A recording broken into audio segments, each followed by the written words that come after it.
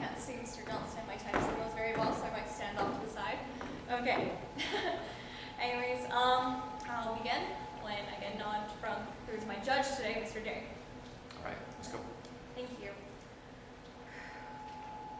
Ladies and gentlemen, today my quote is, "A child understands fear and the hurt and hate it brings." Now, it took me a little while to think about this and exactly what it can mean. A lot of people will look at a quote and really just take it at face value. But when the fact is that it was spoken by Epictetus himself. For those of you who do not know who that was, Epictetus was a Greek philosopher who lived about 55 AD, a long time ago. Epictetus was born a slave at Hierapolis in I can't pronounce the word, Fyrgi, which is actually a place in Turkey today. He was born a slave, a man who had no place in the world, and eventually worked his way to freedom. He lived in Rome until he was basically banished, and then lived in Greece for the rest of his life, where he became an important philosopher, and his students wrote down all of his works. Epictetus was a man who believed that philosophy was a way of life and not just a theoretical discipline. He believed that people could choose their actions, and by looking at them, examining your actions, and maintaining it through rigorous self-control and discipline, we could change our own actions. The fact that he would say something as strange as a child thinking about fear, hatred, and hurt kind of brings up the question of what he saw in his life. A lot of philosophers we think today are just basically stone statues of old guys with curly beards and little togas. But the fact that this man was not just a pampered man, the fact that he came from the lowest of the low, from the slaves, meant that he must have had a sort of a different outlook from what you and I might have today. He had an outlook that brought him from the very lowest there was and to the very top, which was philosophers of those times, the people who were known as the learned ones, the ones who understood life and looked so deep into its treasures and mysteries. A man who understood what sorrow was, what terrible things are, and as children who stated, fear, hurt, and hate, and then was able to look at the very highest of the places and see how this could differ.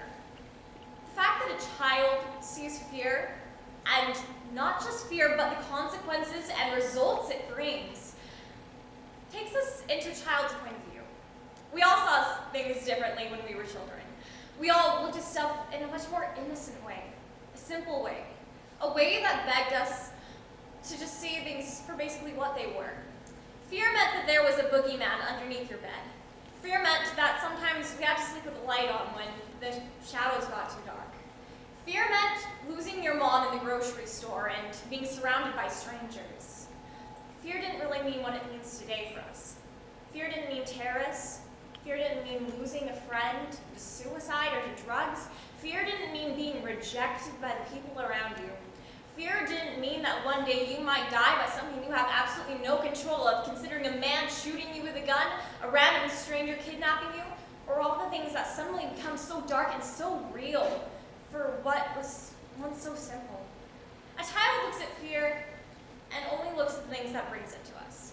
So then we also have to look at what type of fear are we looking at right now? Are we thinking about the boogeyman, or are we thinking about real fear? Or is it something to do with what people have inside of us? The fear of change is a very strong instinct within all of us.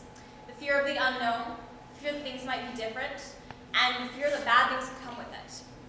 For a lot of people today, fear includes the unknown, and that means the things that are changing with us. 50 years ago, the homosexual community was not as strong as it is.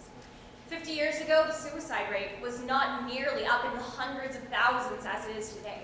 50 years ago, we did not have a strong drug problem as we do now, and the world wasn't so crazy. 50 years ago, we didn't have Miley Cyrus. 50 years ago, fear meant a totally different thing. But today, it means the things that are popping up all around us. It means a changing world. It means changing ideals, morals, and people looking at things differently.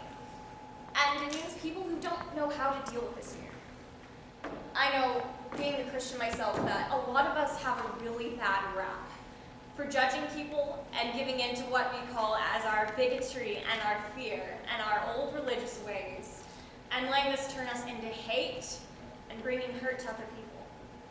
I'd like to say that not all of us are that way. There are some good ones, but mostly the main thing that leads us to this, a lot of people consider it to be the fear. A child looks at this and sees it for exactly what it is. While some people cling to their fear and use it as a safety blanket or a shield or an excuse for how they are, a child looks at it only in what it brings to us, and only looks at the hurt it brings to people and the hatred that springs up amongst people. If we could learn how to deal with our fear, if we could learn how to channel it and change it to something else where we understood the people around us, if we had learned to understand exactly what the fear meant, that because someone's suicidal or because someone's different, it doesn't mean that they're bad or that you'll become infected somehow. If we learned how to deal with it, to understand it, and to make action in a better way, then perhaps children wouldn't have to look at it how it is today. If we could see through the eyes of a child and look at it the way they do, as Epictetus has told us, then perhaps the world could be a better place. If we learn to look at our fear and what it brings us, not just as a safety blanket, but as the results, and how we can change those results. If you looked at it through the eyes of a child, Epictetus says, you'll see it for what it is. So maybe there's a way we can change that. I ask you guys today to look at your lives. Is there something in your lives today, some sort of fear of something unknown or something strange that may not be bringing you the results you want? And is there something you can do about it? That's my question to you today. Thank you all for listening.